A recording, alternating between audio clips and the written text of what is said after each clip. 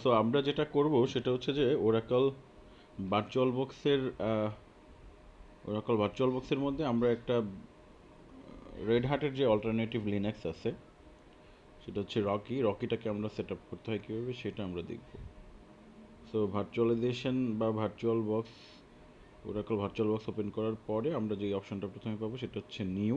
যেহেতু আমরা নতুন একটা মেশিন ক্রিয়েট করব, সো নিউ ক্লিক করে আমরা একটা নাম প্রথমে দিতে হবে, মেশিনের নামটা আমরা যেটা দিতে চাই। তারপরে হচ্ছে যে ফোল্ডার হচ্ছে যে মেশিনটা আমরা আসলে কোন জায়গাটায় রাখবো। সো আমার হার্ড ডিস্কের যেইখানে জায়গা বেশি থাকবে, যেমন আমি যদি দেখি আমার ডি ড্রাইভে 80 জিবির মতো জায়গা ফ্রি আছে, সো এইখানে আমি একটা ফোল্ডার করতে পারি। সেই ফোল্ডারের মধ্যে আমি নাম দিলাম যে সামথিং লিনাক্স, দিয়ে আমি সেটাকে ডেস্টিনেশন ফোল্ডার হিসেবে দেখাই দিলাম। তারপর হচ্ছে যে আইএসও ইমেজ, যেহেতু আমি রকি লিনাক্সটা সেট আপ করবো, সো আমি রকি লিনাক্সটা আমি ডাউনলোড করেছি, আমি ডাউনলোডে গিয়ে দেখতে পারি যে এটা পাওয়া যাচ্ছে কিনা। সো এখানে দেখা যাচ্ছে রকি 8.010, এটাকে আমি সিলেক্ট করে দিলাম আইএসও ইমেজটাকে সিলেক্ট করে দেওয়ার পরে এই যে স্কিপ আনওয়ান্টেড ইনস্টলেশন, এটা সিলেক্ট করে দিব যাতে করে আননেসেসারি অনেক কিছু আমার সামনে চলে না আসে। সো তিনটা কাজ করলাম। আমরা নিউয়ে ক্লিক করার পরে কোনো একটা নাম দিলাম মেশিনের, ফোল্ডার দেখাই দিলাম যে এটা কোথায় যায় সেভ হবে। তারপরে আইএসওটাকে মানে যে ইমেজটা, যেহেতু আমরা রকি সেট আপ করবো, রকির ইমেজটাকে আমরা দেখাই দিলাম। সো আমরা নেক্সট ক্লিক করব। তারপরে এখানে বেস মেমোরি এবং প্রসেসর, সো এখানে দেখাচ্ছে যে আমার ল্যাপটপে আমি যেটাতে এখন কাজ করছি এটাতে 16 জিবি র্যাম আছে। সো এখানে একটা গ্রিন পোর্শন আছে, একটা রেড পোর্শন আছে। গ্রিন পোর্শনটুকু পর্যন্ত হায়েস্ট আপনি চাইলে নিতে পারেন আপনার এই ভার্চুয়াল মেশিনের জন্য। সো আমরা যেহেতু এখানে দুই 2 জিবির মতো দেয়া আছে, সো আমরা এটাকে টেনে টেনে এটাকে 4 জিবির মধ্যে নিয়ে যাব। তারপরে প্রসেসর, এখানে একটা সিপিইউ সিলেক্ট করা আছে, আমি দুইটা সিপিইউ করে দিলাম, করে দেওয়ার পরে নেক্সট। সো আমি দেখছিলাম যে আমার সি ড্রাইভে 80 জিবি জায়গা ফাঁকা আছে, এর মধ্যে আমি 50 জিবির মতো এখানে নিয়ে নিলাম। 50 জিবি অ্যানফ, আপনার বেশি থাকলে আপনি নিতে পারেন। সো আমি create a virtual hard disk create করলাম 50 জিবির, নেক্সট করলাম। এবং এইখানে এসে আমাকে একটা মেশিনের সামারি দেখাচ্ছে যে মেশিনের আসলে 4,690, এটা হচ্ছে মেমোরি বা র্যাম, মানে 4 জিবি, আর ডিস্ক হচ্ছে 50 জিবি আমাকে দেখাচ্ছে। মেশিনের নাম হচ্ছে রেড হার্ট, মেশিনের ফোল্ডার হচ্ছে ডি এর মধ্যে লিনাক্স রেড হার্ট। তো আমি ফিনিশে ক্লিক করলাম। এখন একটা জরুরি কাজ হচ্ছে যে আমার যে নেটওয়ার্ক ইন্টারফেস, এই যে ওয়াইফাইটা আমার ল্যাপটপে কানেক্টেড, এই ওয়াইফাই থেকে আমার এই ভার্চুয়াল মেশিনকে তো ইন্টারনেট দিতে হবে আমার। সো এটার জন্য আমার ভার্চুয়াল মেশিনের সাথে আমার ফিজিক্যাল মেশিন বা আমার এই ওয়াইফাইয়ের ব্রিজ করতে হবে। সো ব্রিজ করতে গেলে আমরা মেশিনে ক্লিক করে সেটিংয়ে যাব, নেটওয়ার্ক সেটিং, এখানে নেট থাকবে, এটাকে আমরা ব্রিজ করে দিব। সো ব্রিজ করে দেওয়ার পরে এখানে দেখেন আমার ইন্টেল আর ওয়াইফাই 6, আমার যে ওয়াইফাইটা আছে সেটাকে এখানে দেখাচ্ছে। সো আমি ওকে করে দেবো, ওকে করে দিয়ে আমি মেশিনটাকে স্টার্ট করে দেবো। স্টার্ট হইতে একটু সময় নেবে, বিএমটা চালু হওয়ার জন্য হয়তো আপনার 30 থেকে 50 সেকেন্ডের মতো সময় লাগতে পারে।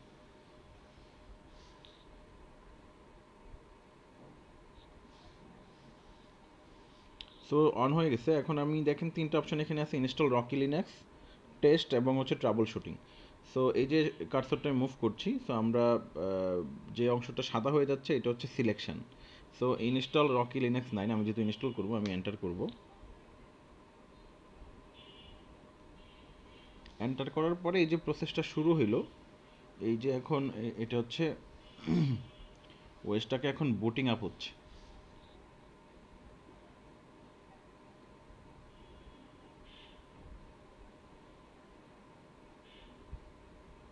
কিছুক্ষণ সময় হয়তো লাগতে পারে এখানে।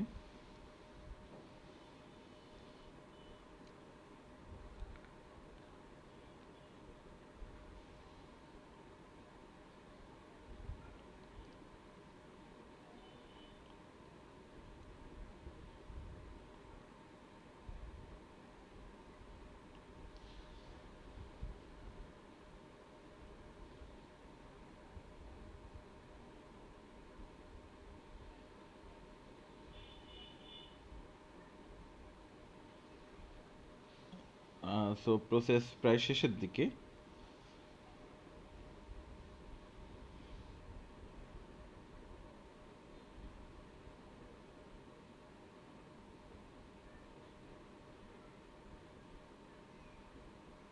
সো ওকে, সো সে এখন আমাকে আমার ইনস্টলেশন কার্নেলে নিয়ে আসছে। দেখেন এখানে ওয়েলকাম টু রকি লিনাক্স আমাকে ওয়েলকাম করলো। ওয়েলকাম করার পরে এখানে ল্যাঙ্গুয়েজ, মানে ভাষা যেটা, সেটা আপনি কি ভাষা করতে চান। এখানে বাংলাও আছে। সো বাংলা আপনি করতে চাইলে করতে পারেন, বাট বাংলা আসলে কমফোর্টেবল না অনেক এই অপারেটিং সিস্টেমের অনেক জায়গাতে।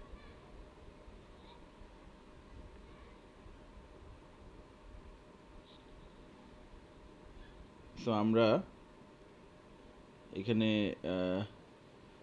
মাউস কার্সর চেঞ্জ করতে অনেকের অনেক সময় সমস্যা হয়। সাধারণত যে কোনো ভার্চুয়াল মেশিনে মাউস কার্সর মুভ করা যায় না। সো নিচে একটা ইনস্ট্রাকশন আছে রাইট কন্ট্রোল। আপনার ল্যাপটপের দুইটা কন্ট্রোল সিটিআরএল বাটন আছে, একদম বাম পাশের কর্নারে দেখবেন একটা থাকে, আর ডান পাশে একটা সিটিআরএল মানে কন্ট্রোল বাটন আছে। সো যদি মাউস কার্সর নাড়তে গিয়ে কোনো সমস্যা হয়, তাহলে রাইট সাইড মানে ডান পাশের যেই কন্ট্রোল কিবোর্ড থেকে সেটা প্রেস করলে সেটা আপনার মাউস কার্সর মুভমেন্টের প্রবলেমটা সলভ হয়ে যাবে। সো আমি ল্যাঙ্গুয়েজটাকে ইংলিশে রাখলাম এবং কন্টিনিউ করলাম।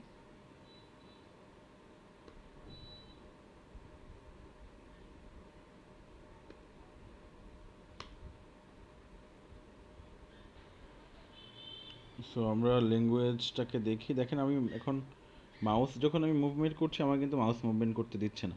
সো আমি যদি রাইট সাইডের এই কন্ট্রোল, আমার কিবোর্ডের ডান পাশে যে কন্ট্রোল সিটিআরএল বাটনটা আছে যদি প্রেস করি, এখন দেখেন আমার কিন্তু মাউস মুভমেন্ট করতে পারছি। বাট মাউস ভিতরে ক্লিক করতে গেলেই আবার কি হচ্ছে, এটা সমস্যা হয়ে যাচ্ছে। তো এই অবস্থা আমরা যেটা করব, যদি এই সমস্যা আপনি পড়েন, নাও পড়তে পারেন, যদি পড়েন এই মেশিনটাকে আবার পাওয়ার অফ করে দিবেন। পাওয়ার অফ করে দিয়ে এই মেশিনের যে আবার এই সেটিংয়ে যাবেন। সেটিংয়ে যাওয়ার পরে এখান থেকে এই যে সিস্টেমে যাবেন। সিস্টেমে গিয়ে এই যে পয়েন্টিং ডিভাইস, এটাকে ইউএসবি PS2 মোডে থাকবে, এটাকে ইউএসবি ট্যাবলেট মোডে নিয়ে নেবেন। নিয়ে ওকে দিবেন। ওকে দিয়ে মেশিনটাকে আবার স্টার্ট করবেন। সো মেশিনটা আবার বুট হচ্ছে। যদি মাউস কার্সরের সমস্যাটা হয়, তাহলে এই সেটিংটাও আপনার পরিবর্তন করতে হবে। সবার ক্ষেত্রে এই সমস্যাটা নাও হতে পারে, আবার অনেকের বেলায় হতে পারে, দেখে আমি এটাকে আবার দেখাই দিলাম। সো আমি আবার ইনস্টলেশনে প্রেস করলাম, মেশিনটা আবার বুটিং আপ হবে।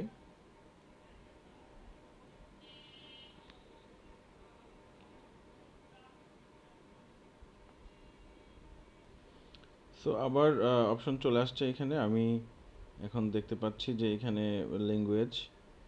সো আমি যদি ল্যাঙ্গুয়েজটাকে কন্টিনিউ করতে চাই, ইংলিশ বা অন্য কিছু যদি আপনি চেঞ্জ করতে চান, এখান থেকে চেঞ্জ করতে পারেন। বাট আমরা ইংলিশের ইউনাইটেড স্টেট যেটা, সেটাই থাকবে। এটা রেখে আমরা কন্টিনিউ ক্লিক করব। এখন দেখেন, এখন কিন্তু আর আমার কোনো সমস্যা হচ্ছে না কিবোর্ডে। ঠিক আছে, নেক্সট ফেজে কিন্তু চলে গেল। So this is the problem, যে মাউসটা যদি আপনি মুভ করতে না পারেন, তাহলে ওই ভার্চুয়াল বক্সের সেটিংয়ে গিয়ে আপনার PS2 মাউস থেকে ইউএসবি মোডে নিয়ে যেতে হবে। সো এখানে আমরা কয়েকটা কাজ করব। সেটা হচ্ছে যে টাইম অ্যান্ড ডেট, প্রথম কথা। এটা আমেরিকা এবং নিউ ইয়র্ক সিটি দেওয়া আছে, আমরা এটাকে এখান থেকে চেঞ্জ করতে পারেন। আপনি চাইলে এশিয়া, আমরা যেহেতু এশিয়ান সাবকন্টিনেন্ট, সো আপনি চাইলে এখান থেকে এশিয়া করতে পারেন। আর সিটিটা হচ্ছে যে এশিয়ার মধ্যে ঢাকা। সো এই যে নিচের দিকে একটু গেলেই আপনি দেখবেন যে ঢাকা দেয়া আছে। ঠিক আছে, এবং টাইমটা এখন দেখেন যে আপনার কম্পিউটারের সাথে 10টা 3, এই যে আমার ফিজিক্যাল কম্পিউটারে আপনারা দেখতে পাচ্ছেন 10টা 3 বাজে। যদি মিলে থাকে এবং তারিখটা যদি 10/5/24, 10/5/24, তো তারিখ ডেট টাইম ঠিক আছে। না থাকলে এটাকে আপনি এখান থেকে চেঞ্জ করতে পারেন। এখান থেকে আপনি এটাকে 10 থেকে 11টা, 11 থেকে 12টা করতে পারেন যদি টাইম আপনার চেঞ্জ করতে হয়। ডেট টাইমটাকে একুরেট আপনার কম্পিউটারের সাথে মিলাইতে হবে, তারপরে আপনি নেক্সট করবেন।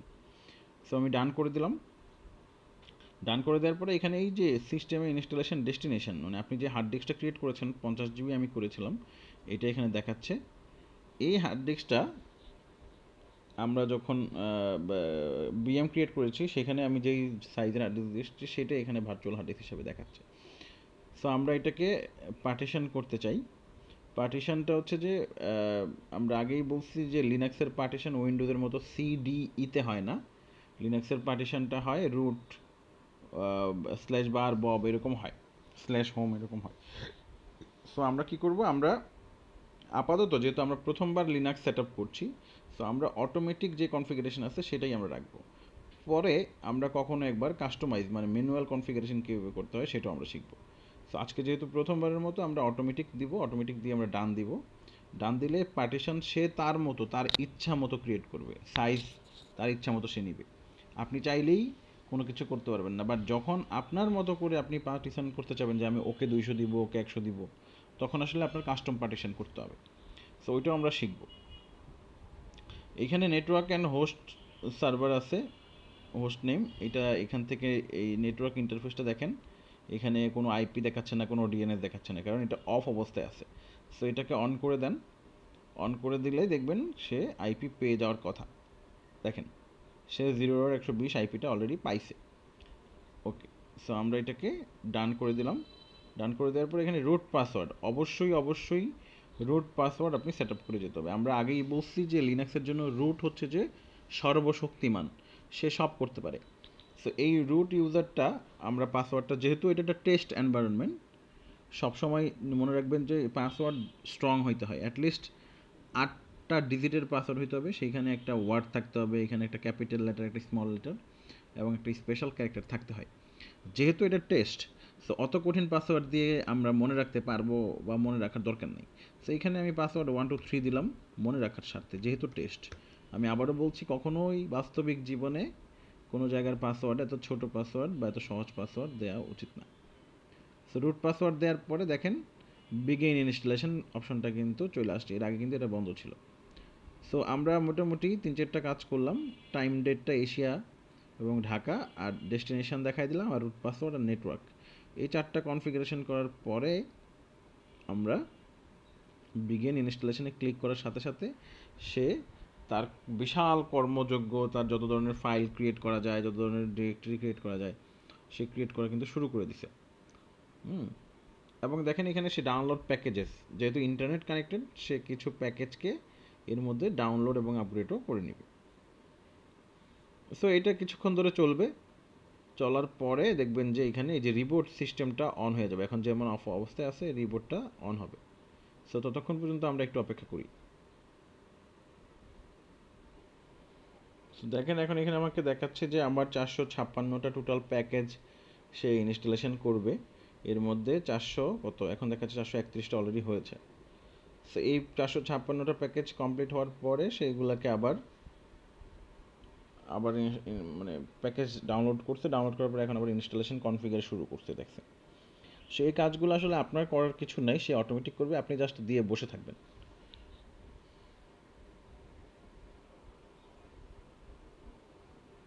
সো আমরা ইনস্টলেশনের প্রায় শেষের দিকে, যখনই এটা কমপ্লিট হবে তখন দেখবেন যে সিস্টেমটাকে রিবোটের অপশনটা চলে আসবে।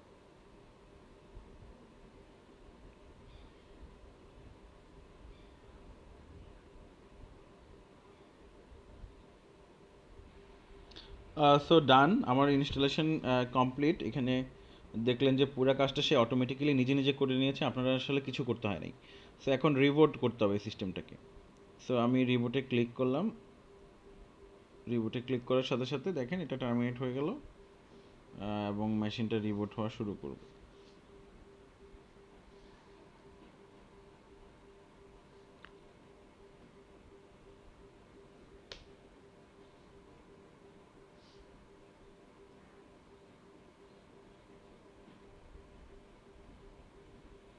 সো রিবুট হয়ে এখন মেশিনটা, এই যে দেখেন এখন বুটিং প্রসেসটা শুরু হইলো। সো উইদিন 2 সেকেন্ড এটা স্টার্ট হয়ে যাবে।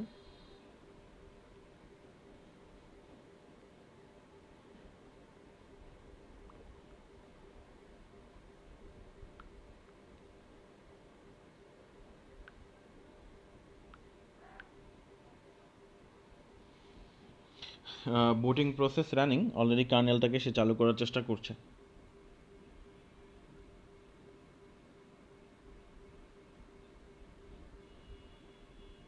সো দেখেন আমাকে এখন আমার সিস্টেমটা চালু হয়েছে, সে বলতেছে যে রকি লিনাক্স 8.10 এটা চালু, লোকাল হোস্ট লগ ইন নামে একটা জায়গা আসছে। আমরা আগেই বলছিলাম যে লিনাক্সের এই ভার্সনটা হচ্ছে একটা CLI version, completely command line interface.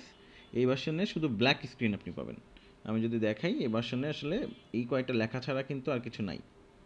ঠিক আছে? সো আপনি যদি লগ ইন করতে চান এখন, ওই যে আমরা রুট পাসওয়ার্ড সেট আপ করে আসছিলাম প্রথমে 1 2 3 পাসওয়ার্ড দিয়ে, সেটা। সো আমার ইউজার নেম হচ্ছে রুট ROOT, এবং পাসওয়ার্ড চাচ্ছে এন্টার দেওয়ার পরে আমি 1 2 3। এখানে পাসওয়ার্ড কিন্তু দেখা যায় না। লিনাক্সে আপনি যত পাসওয়ার্ড টাইপ করবেন, কোনো পাসওয়ার্ডই আসলে দেখা যাবে না। সো কনফিউজড হওয়ার কিছু নেই, আপনি টাইপ করবেন এবং টাইপ করার পরে এটা এন্টার দিবেন। দেখেন সাথে সাথে একটা হ্যাশ আসছে। এই হ্যাশ মানে আপনি লগ ইন করতে পেরেছেন। ঠিক আছে? তার মানে আমার লিনাক্সটা সেট আপ কমপ্লিট এবং আমি লগ ইন কমপ্লিট করতে পেরেছি। এখন যদি আমার এই ব্ল্যাক স্ক্রিনে আমার মেশিনের আইপি কী সেটা যদি আমি দেখতে চাই, তাহলে আমি দেখতে পারি আইপি স্পেস দিয়ে এ, মানে আইপি অ্যাড্রেস থেকে ছোট করে এটাকে নেওয়া হয়েছে। এন্টার দিলে দেখবেন এই যে 2 নাম্বার 1 2 দুইটা ইন্টারফেস আছে, একটা লুপব্যাক, একটা নেটওয়ার্ক ইন্টারফেস। এইখানে দেখেন 192 168 এই বরাবর 0.120 আমার আইপি দেখাচ্ছে। এবং আমি যদি দেখতে চাই যে আমি পিং করে 1111কে পাই কিনা, দেখেন আমি পাচ্ছি। তার মানে আমার মেশিনে ইন্টারনেটও আছে। সো এই যে মেশিন আমি সেট আপ করলাম এবং লগ ইন করলাম, লগ ইন করার পরে আমরা আইপি দেখলাম, এই কারণে আমাদের সেট আপটা মোটামুটি কমপ্লিট হয়েছে। এরপরে এই ব্ল্যাক স্ক্রিনকে আমরা কি কি করা যায় সেটা আমরা ফার্দার ক্লাসে দেখব।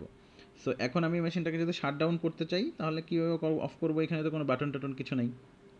তো আমি INIT 0 INIT স্পেস 0 দিয়ে এন্টার দেওয়ার সাথে সাথে এই মেশিনটা বন্ধ হয়ে যাবে। দেখেন আমি এন্টার দিলাম এবং সে সব কিছু স্টপ করা শুরু করে দিয়েছে। তার যত প্রসেস আছে সে বন্ধ করলো এবং মেশিনটাকে ক্লোজ করে দিল। সো এইটুকুই আজকে। আপনারা এইটুকু সবাই করে রেখে দিবেন নেক্সট ক্লাসের আগেই, মানে আগামীকালকের ক্লাসের আগে এইটুকু কাজ আপনারা করে রাখবেন। ধন্যবাদ।